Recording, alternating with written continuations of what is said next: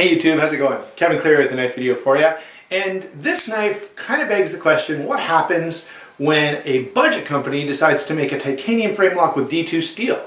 Okay, so this is the Schrade SCH-601 Ti, and this knife is certainly an effort on Schrade's part to sort of enter the fray of the very popular titanium frame locks, and normally they're quite expensive, but of course this one is not. It comes in around, you know, $80 to $90 American. Now, this knife I added to my collection because I think it goes with my 300 series of Schrades, which by the way they added two more too, so now I'm not quite done that collection even though I thought I was. Let's stay on topic though.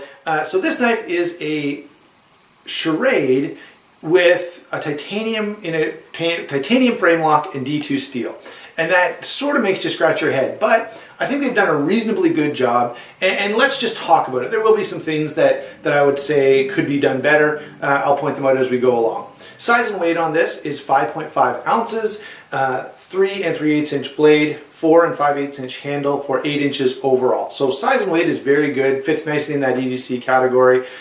Even the 5.5 ounces is quite acceptable, especially if you compare this again to other titanium frame locks.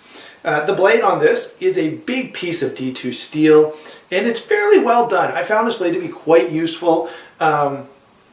And you end up using this portion of the blade. In my mind, I find myself using this portion of the blade a whole lot.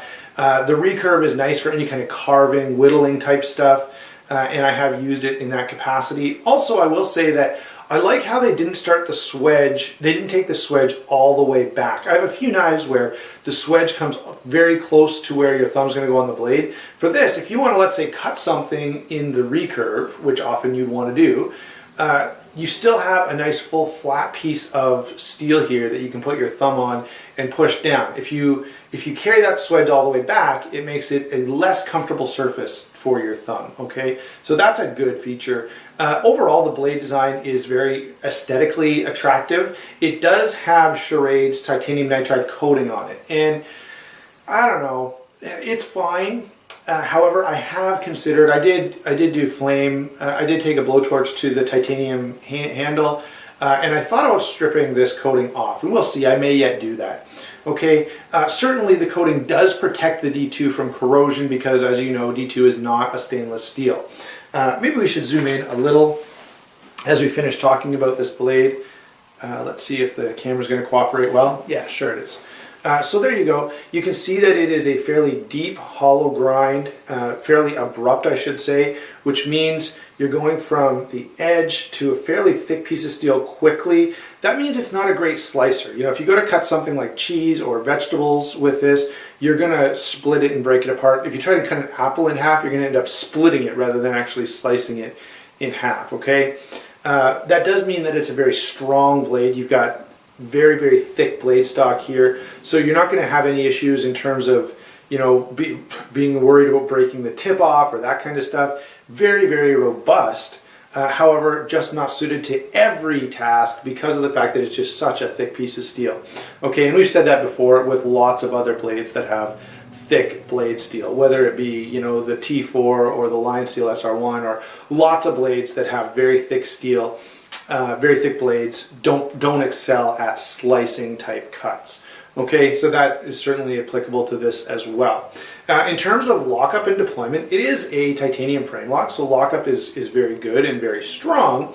There are a couple things though that could, I believe, be better. Number one is this has Teflon washers in there, and they're very thick Teflon washers. That creates a couple of problems. One, Teflon is not as hard as metal, so although there's no blade play, you can get this blade to wiggle. It's not clicking back and forth, but it wiggles because you can crush those washers. You can squeeze them a little bit. I would prefer, especially if you're going to make a titanium frame lock, put bronze phosphor bushings in there. Just much superior. Now, here's the problem with that. That demands tighter tolerances, okay? You can't mess this up. You've got to have this distance exactly right. And so the Teflon washers, especially because they're kind of thick, give a little bit of forgiveness. And so that's one of the areas where you could see some improvement. Fit and finish is only so-so. There's quite a space here. because of those thick washers, I'd like to see this tightened up a little bit, and of course I'd like to see phosphor bronze go in there rather than the Teflon. Overall, it's not bad. It doesn't really hurt performance or anything. Just a fit and finish and smoothness issue, okay? Now, another thing that I should say about lockup and deployment is this pivot screw has a tendency to come loose on you with repeated use. Now, this one doesn't do it anymore. A little bit of Loctite fixes it right up, but it would be nice to see either Loctite from the factory, if you know about that, or a tighter thread pattern which stops that from happening, okay? Would be even better. It does deploy very well by the flipper or the thumb stud. Both require a little bit of wrist action, and again, that could be smoother with phosphor bronze bushings, okay?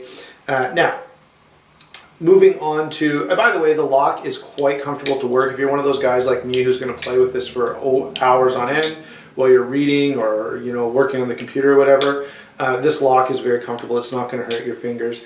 And deployment, of course, is fast and everything is fine. Okay, the handle is a textured titanium, and you can see by the colors that I did do some flame anodizing on this handle, and I think it turned out really well. The texturing is very effective, it's very comfortable and very grippy, which is basically what you want in a handle, right?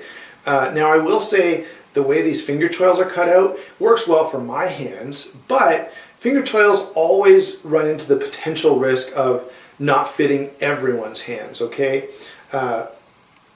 So that may be an issue for you if you have really, really small or really, really large hands. Otherwise, the handle is quite good. It is stainless steel hardware. It's not titanium standoffs or anything like that. And I guess at the price point, you wouldn't really expect it. The coating is the same. And again, this is one of those things where they're coated standoffs. I think they would look very sharp just in plain stainless steel. It would also give you the option of bronzing those standoffs if you are changing around, if you want to sort of pimp out the knife a little. Let's see. So that's about all I need to say about the handle. I will say that the blade comes very close to this last standoff. If you wanted to put a lanyard on it, you would definitely be running the risk of cutting that lanyard as you close the blade. Now, there's probably enough space, but I would suspect over time you're going to wear that lanyard out just from closing it, and eventually it's going to break off on you, okay? There is no lanyard hole other than that standoff. The pocket clip is another issue, single position pocket clip, and a fairly kind of chintzy one, okay? It works. Of course, it would be nice if it was tip-up carry. Most people, I think, prefer that, and you'd think that a knife company would kind of figure that out and do that. Now, in this configuration, of course, this particular clip would have to be redesigned a bit to fit at this end of the knife properly, but I think that would be worth doing. Being able to carry this tip-up would definitely be an improvement. All right, one thing I will say as well is these screws are a little bit too long. Okay, so what that means is as you put, especially this middle screw in, if you screw it in too far, it can interfere with the blade. It'll actually reach in and put pressure on the Teflon washer and mess up your deployment and your smoothness. So that again, that's just a fit and finish issue. It's just a matter of measuring those screws and cutting them to the right length so that that doesn't happen. All right, so overall, I think this is a good knife. It's very, very functional. For what you're getting in terms of materials, titanium and D2 steel, it's a real win, and it comes in at a super good price point.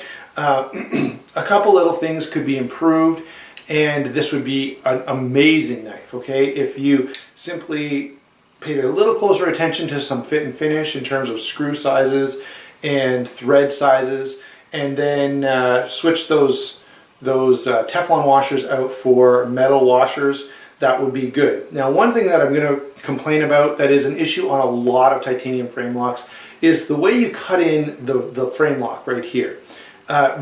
Limits the size of the washer you can have on this side.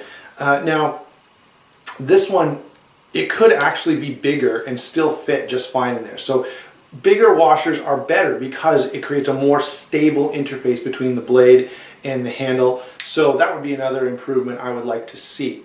Overall though, I found this to be a very nice knife. I've carried it quite a bit and used it quite a bit. At the price point, you don't mind really putting this thing under some serious abuse, and it has stood up very, very well. Okay, so gotta say I like the knife. I definitely am glad to have it in my collection because it kind of goes along with my Schrade frame locks, and so very good blade. Would I recommend it to someone looking for, you know, to get into like a high-end, high pride of ownership titanium frame lock?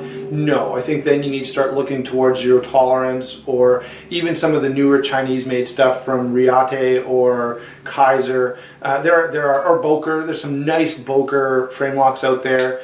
Now all of those come in a little higher, although the Boker, let's say the Boker Epicenter or the Salmonero, which this knife reminds me of, those are some budget titanium frame locks that I would say are probably a step up from this. Okay, if you are someone who normally carries a nicer blade and you want a bit of a beater knife, but still don't want to sacrifice on materials, this is a great option for you. If you just want a good, high-quality EDC knife, I think this is a good option as well. It's definitely very strong. It's definitely very capable. Okay, so there you go. That's my take on the Schrade SCH 601 Ti. I hope you enjoyed the video, and I'll talk to you later.